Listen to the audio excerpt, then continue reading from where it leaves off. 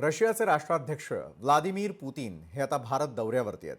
या दौऱ्यावर अमेरिकेसह युरोप, चीन आणि पाकिस्तान या देशांचं देखील लक्ष आहे. कारण रशिया आणि भारतामध्ये जे करार होतील त्याचे दूरगामी परिणाम या देशांवर होऊ शकतात आणि म्हणूनच पुतीन यांचा भारत दौरा महत्त्वाचा आहे. दोन्ही देशांमध्ये क्रूड ऑइल करार, संरक्षण आणि मुक्त व्यापार करारासह विविध विषयांवरती चर्चा होण्याची शक्यता आहे. पुतीन यांच्या या दौऱ्यामध्ये सर्वाधिक लक्ष हे संरक्षण करारावरती असेल. सध्याची S-400 क्षेपणास्त्र प्रणाली, भविष्यातील S-500 प्रणालीसाठी सहकार्य, ब्रह्मोस क्षेपणास्त्राची पुढील आवृत्ती आणि दोन्ही देशांच्या नौदलांसाठी एकत्रितपणे युद्धनौका बनवण्यासारख्या योजनांवर चर्चा होण्याची शक्यता सर्वाधिक आहे. दरम्यान 5 डिसेंबरचा पुतीन यांचा दौरा नेमका कसा असेल याचं वेळापत्रक अगदी थोडक्यात जाणून घेऊयात. तर व्लादिमीर पुतीन यांच्या दौऱ्यावरती आपण एक नजर टाकतोय. 5 डिसेंबरचा पुतीन यांचा दौरा कसा असेल तर सकाळी 11 वाजता राष्ट्रपती भवनामध्ये औपचारिक स्वागत समारंभ पार पडेल. सकाळी 11:50 हैदराबाद हाऊसमध्ये पुतीन आणि मोदींची भेट होईल. दुपारी 1:50 दोन्ही नेत्यांकडून प्रेस स्टेटमेंट अपेक्षित आहे. मग दुपारी 3:40 एका व्यावसायिक कार्यक्रमामध्ये पुतीन सहभागी होतील. त्यानंतर 7 वाजता संध्याकाळी 7 वाजता पुतीन राष्ट्रपती भवनात राष्ट्रपती द्रौपदी मुर्मूंची भेट घेतील. रात्री 9 वाजता पुतीन दिल्लीहून निघण्याची शक्यता आहे, अपेक्षा आहे.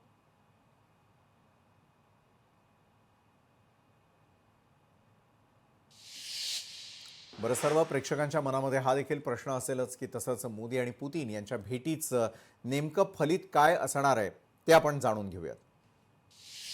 जेव्हाही राजकीय भेटीगाठी होत असतात, दोन देशांचे महत्त्वपूर्ण नेते भेटीगाठी घेत असतात, त्यानुसार व्लादिमीर पुतीन 2 दिवसांच्या खरं तर भारत दौऱ्यावर आहेत. यावेळी 2 मोठ्या करारांची अपेक्षा आहे. भारत रशियामधील कामगारांसाठी अंतिम मसुदा कराराची अपेक्षा आहे. तर भारतीय कामगारांसाठी रशियामध्ये काम करण्याच्या नव्या संधी या संदर्भातलाही करार. भारत आणि रशियामध्ये व्यापार वाढवणं महत्त्वपूर्ण हेतू आहे. रुपया आणि रशियन रुबल सेटलमेंट सिस्टमवरही चर्चा. दोन्ही देशात दीर्घकालीन ऊर्जा, कृषी संबंधही सुनिश्चित केले जाणार आहेत. तर दोन्ही देशांच्या हवाई संरक्षण प्रणालीवरती देखील चर्चा होणार आहे. भारत रशियामधील आधुनिक तंत्रज्ञानाची देवाणघेवाण ही देखील होईल.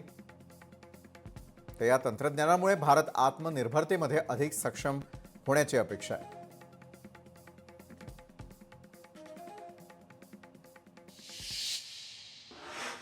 तर व्लादिमीर पुतीन यांच्या या भारत दौऱ्यासंदर्भामध्ये अधिक चर्चा करण्यासाठी आपल्यासोबत जोडले गेलेले आहेत आंतरराष्ट्रीय विषयांचे अभ्यासक शैलेंद्र देवळाणकर. शैलेंद्रजी, आपलं खूप खूप स्वागत न्यूज प्लॅनेटमध्ये.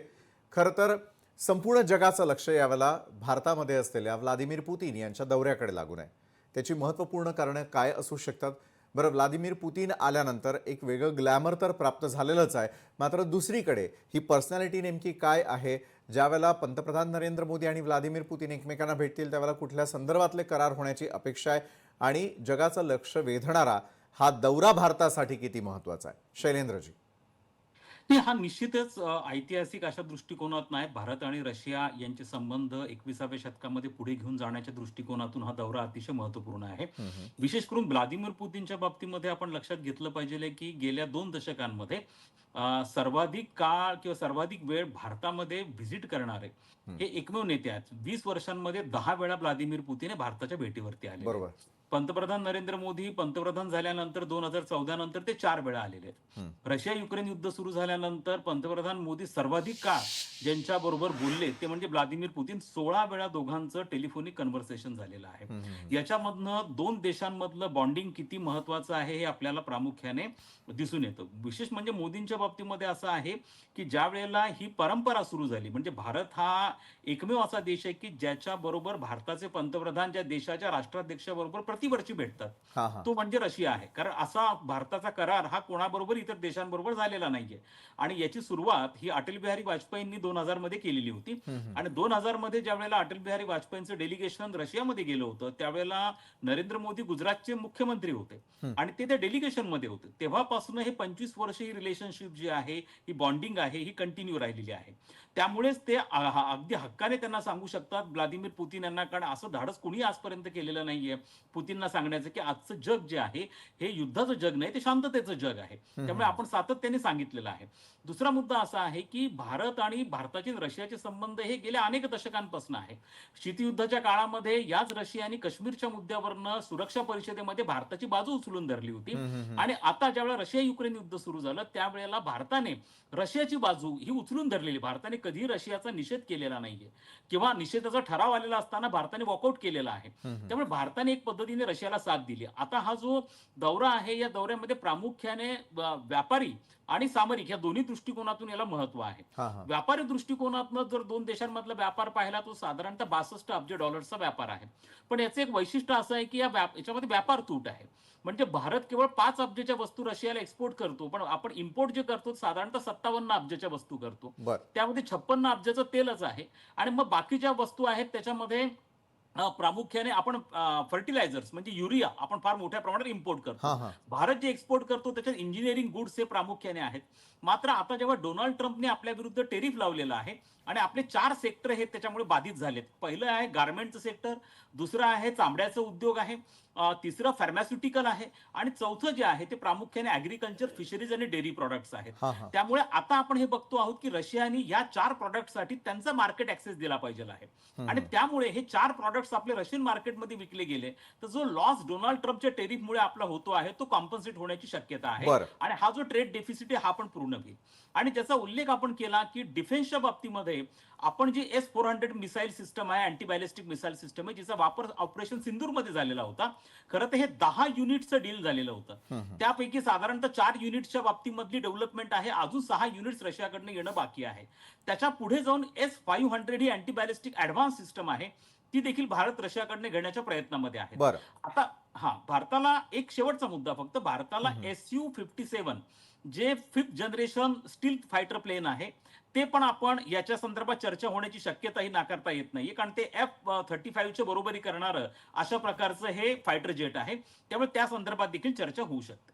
बरं, जगभरामध्ये बलाढ्य कोण या संदर्भातले अनेक दावे प्रतिदावे केले जात असतात. दुसरीकडे आपण संपूर्ण जगभर शांतता पसरवतोय, अनेक युद्ध रोखल्याचा दावा स्वतः डोनाल्ड ट्रम्प करत असताना नोबेल पुरस्काराची अपेक्षा ठेवताना दिसतात. मात्र भारताची मुत्सद्देगिरी किती महत्त्वाची ठरली या गेल्या काळातल्या काही निर्णयांमुळे, जसं तुम्ही मगाशी उल्लेख केलेला होता की रशिया आणि युक्रेन सुरू असलेल्या वादामध्ये ज्यावेळेला भारतानं आपली स्वतःची भूमिका स्पष्ट केलेली होती, त्यानुसार आता जो हा दौरा आहे, अमेरिकेचं असलेलं लक्ष, युरोपचं असलेलं लक्ष, चीन आणि पाकिस्तान यांचं असलेलं लक्ष, बरं सर्वसामान्यांची देखील एक अपेक्षा आहे की वाढलेले जे इंधनाचे दर आहे, जर काही करारामध्ये काही महत्त्वपूर्ण निर्णय घेतले गेले तर करार झाल्यानंतर कुठेतरी इंधनाचे दर कमी होतील का, सर्वसामान्य भारतीयांना असलेल्या अपेक्षा पूर्ण होताना दिसून येतील का, आणि भारताची असलेली जी मुत्सद्देगिरी आहे त्यानुसार इतर देशांचं याकडे असलेलं कीन ऑब्झर्वेशन म्हणा किंवा लक्ष, हे 2 महत्त्वाचे करार किती इम्पॅक्ट पुढच्या काळामध्ये क्रिएट करू शकतील असं आपल्याला वाटतं? शैलेंद्रजी.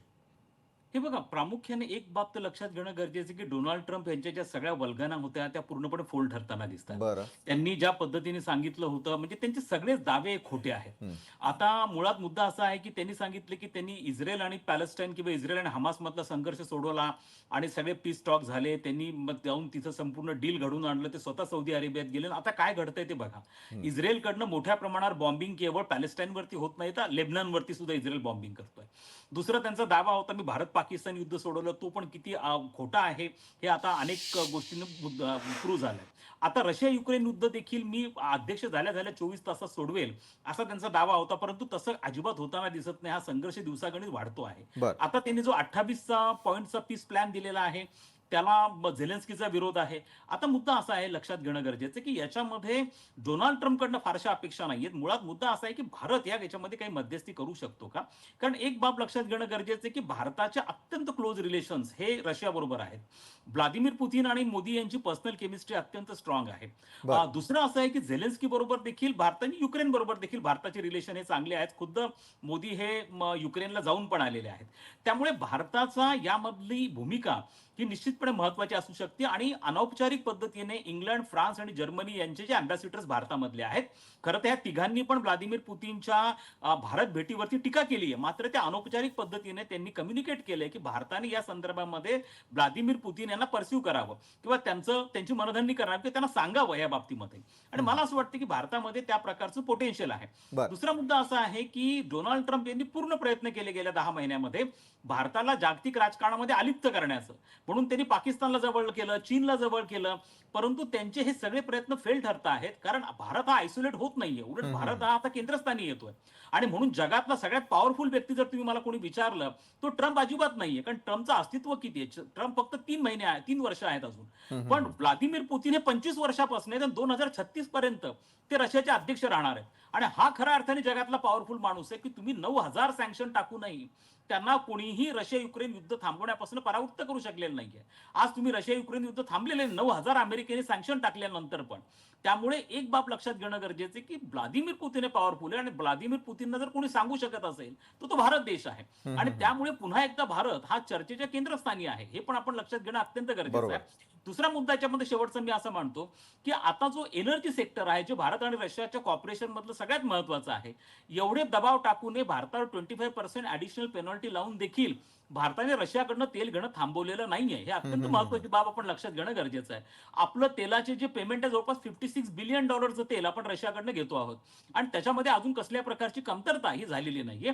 त्यामुळे डोनाल्ड ट्रम्प यांना ही गोष्ट कळणं गरजेचं आहे की भारत हा कोणत्या दबावाला झुकणार नाही. तो इंटरेस्ट बेस्ड पॉलिसी ही भारताची फॉरेन पॉलिसी आहे बरं. आणि भारताला पूर्णपणे आपल्या निर्णयामध्ये स्वायत्तता असल्यामुळे भारत अनेक देशांबरोबर समान संबंध ठेवू शकतो.